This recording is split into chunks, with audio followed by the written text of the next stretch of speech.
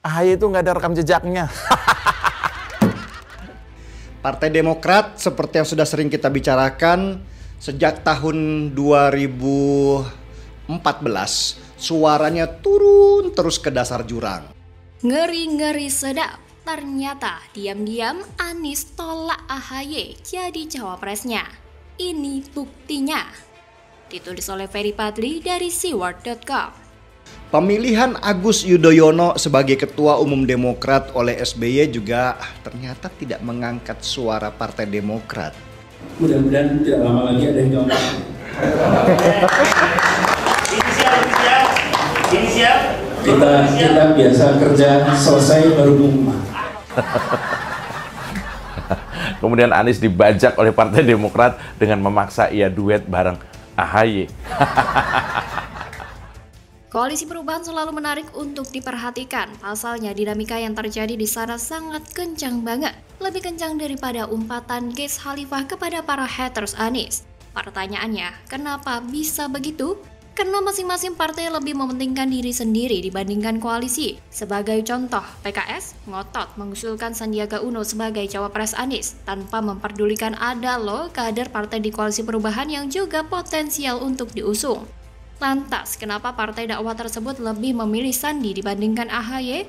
Karena orientasinya duit, bukan suka duka berjuang bersama koalisi. Pada Pilpres 2019 silam, partai ini mendapatkan uang sebesar 500 miliar rupiah dari Sandi karena telah mengusungnya sebagai cawapres berpasangan dengan Prabowo. Nah, ternyata PKS ketagihan dapat uang gede, sehingga mengusulkan nama Sandi lagi untuk diusung sebagai cawapres pada Pilpres 2024 mendatang. Tidak bisa dipungkiri semua partai butuh uang, apalagi sekarang dana kampanye cukup besar, dan PKS ingin membebankan itu semua kepada Sandiaga Uno yang dikenal sebagai Crazy Rich Gerindra.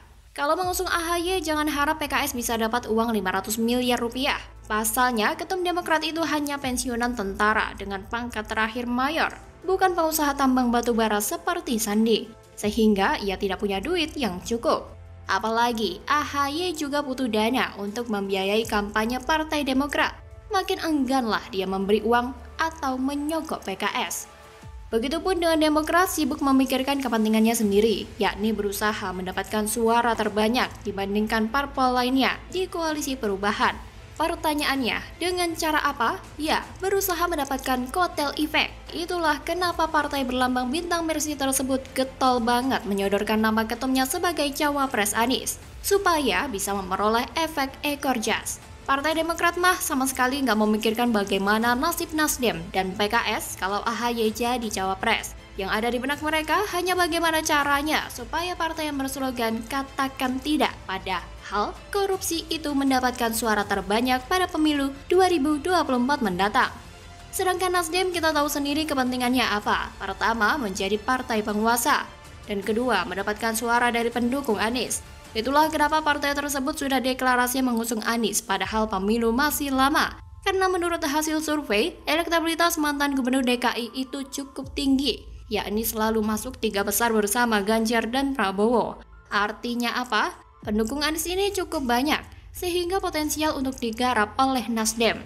Kemudian jika Nasdem mengusung capres dari partai lain, kalau seandainya menang, partai lain tersebut akan jadi partai penguasa. Sementara kalau Nasdem mengusung Anies yang notabene bukan kader partai, kalau seandainya nanti menang, maka Nasdemlah yang akan disebut sebagai partai penguasa. Termasuk porsi kursi menteri. Nasdem yang akan dapat paling banyak kalau Anies terpilih jadi RI 1, lantaran partai besutan Surya Paloh itu yang duluan mengatakan mendukung Anies. Jadi pada intinya, Nasdem mengusung Anies karena mau mendapatkan suara dan kursi menteri terbanyak, bukan mau bagi rata dengan PKS dan Partai Demokrat. Kedua partai oposisi tersebut silahkan cari jalan sendiri kalau mau tetap punya perwakilan di Senayan.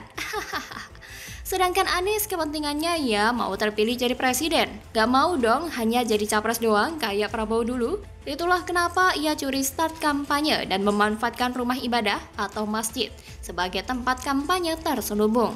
Semua dilakukan dalam rangka mendapatkan dukungan dari masyarakat.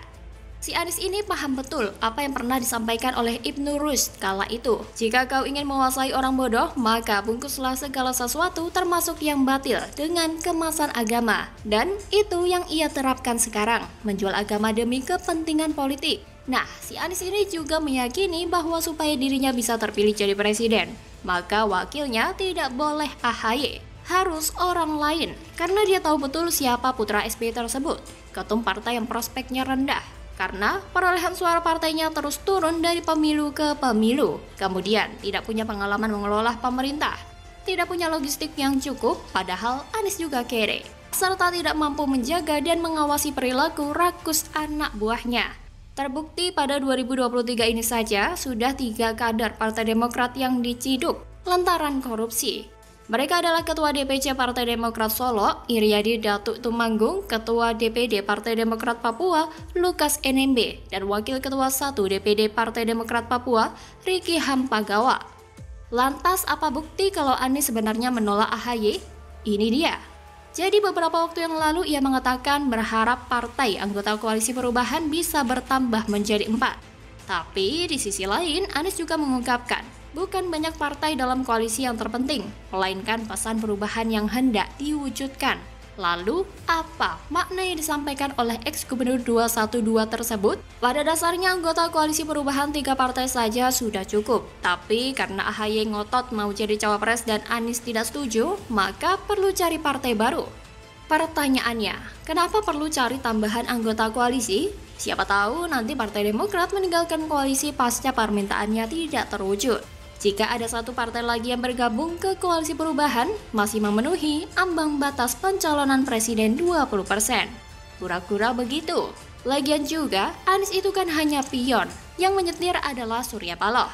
Artinya, kalau Nasdem tidak setuju AHY jadi cawapresnya, maka secara otomatis ia juga akan menolak mantan komandan Korgasma itu jadi teman duetnya. Bagaimana kalau menurut Anda?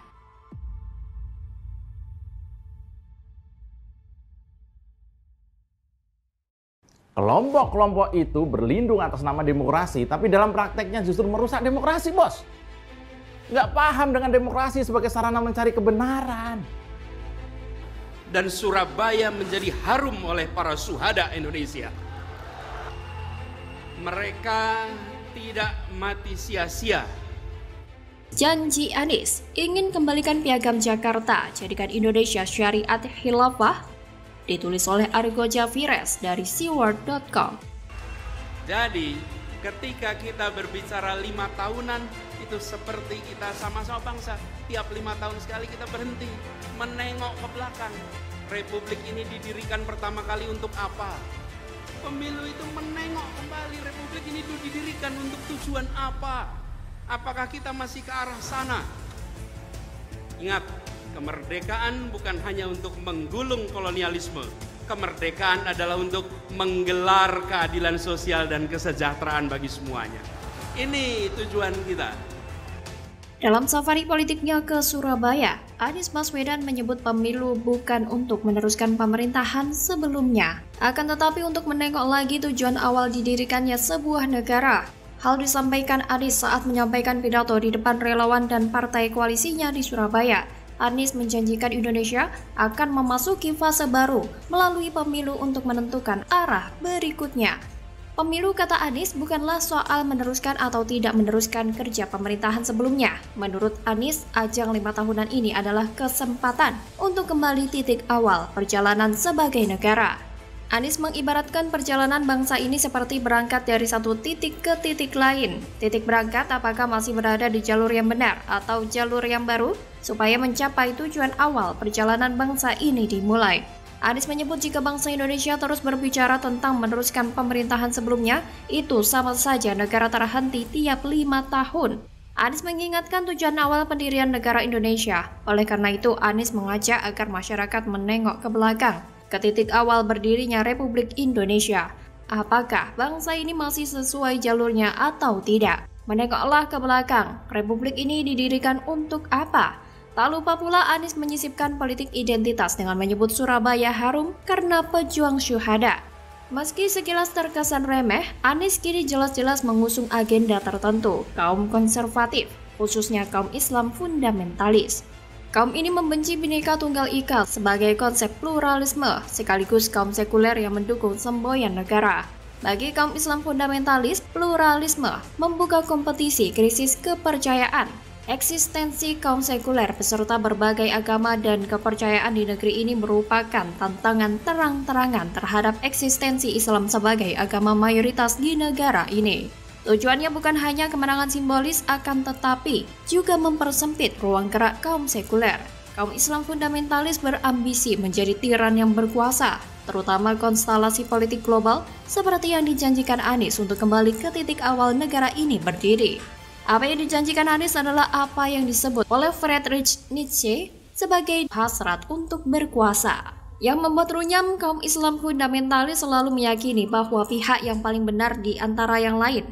Kaum fundamentalis meyakini bahwa keberagaman agama adalah penghalang utama, karena mereka bukan status mayoritas untuk menguasai negara ini. Dalam proses interpretasi terhadap nilai agama, sangat tidak mustahil terjadi tendensi politik identitas yang selalu digaungkan Anies sebagai ciri khas perjalanan politiknya selama ini. Ini jadi problematis jika digoreng Anies demi hasratnya untuk menjadi presiden. Anies lihai memanfaatkan upaya memunculkan kembali gerakan formalisasi agama, yaitu usaha agar suatu nilai agama tertentu dijadikan sebagai hukum positif yang mengikat semua kalangan. Ini jelas bahaya.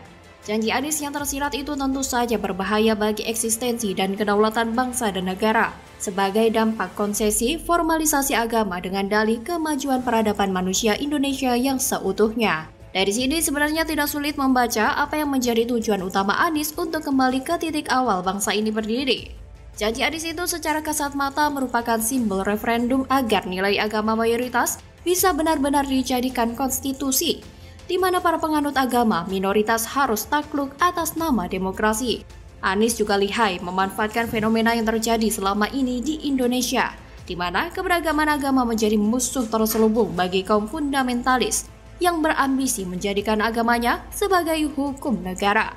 Anies paham betul bahwa agama adalah alat potensial untuk menerapkan taktik divide et impera. Sejarah mencatat, Anies telah berhasil menggunakan isu ini untuk memenangkan Pilkada DKI Jakarta 2017 yang lalu. Semua itu dilakukan agar bangsa yang besar ini kehabisan energi, sehingga peluang kemenangan bisa diraihnya dengan mudah di depan mata. Seperti yang dijanjikan Anies terkait tujuan awal bangsa ini berdiri setelah kemerdekaan, tentu saja dalam interpretasi umum secara global adalah Piagam Jakarta. Piagam Jakarta adalah kewajiban menjalankan syariat Islam bagi pemeluk-pemeluknya dengan tidak mengakomodir pemeluk agama lain di luar Islam. Sebab tujuan awal saat berdirinya bangsa ini adanya ambisi dominasi yang muncul dalam pola berpikir kelompok Islamis saat merumuskan konsep negara Indonesia. Saat itu sebagian besar golongan Islam agamis bersikeras agar Indonesia harus menjadi negara agama berdasarkan syariat Islam. Mereka memaksakan kehendak bahwa seluruh rakyat Indonesia wajib menjalankan syariat Islam serta memaksakan konstitusi negara bahwa agama negara adalah agama Islam. Dan hanya orang Islam yang boleh jadi presiden. Di luar itu tidak boleh. Bahkan dalam salinan dokumen otentik Badan untuk Menyelidik Usaha-Usaha Persiapan Kemerdekaan terungkap bahwa Ki Bagus Hadikusumo saat itu ngotot agar kalimat dengan kewajiban menjalankan syariat Islam tidak disertai dengan kalimat bagi pemeluk-pemeluknya. Artinya warga negara beragama apapun diwajibkan tunduk pada syariat Islam. Apa yang dijanjikan Anies tentu saja berbahaya bagi keberlangsungan bangsa dan negara. Surya Paloh harus bertanggung jawab atas apa yang menjadi tujuan Anies, termasuk Prabowo Subianto yang telah membuka jalan bagi Anies dengan menjadikannya Gubernur DKI Jakarta. Sehingga kini Anies punya kesempatan yang terbuka lebar untuk merubah ideologi bangsa dengan mengembalikan ke titik awal bangsa ini berdiri. Kura-kura begitu. Bagaimana kalau menurut Anda?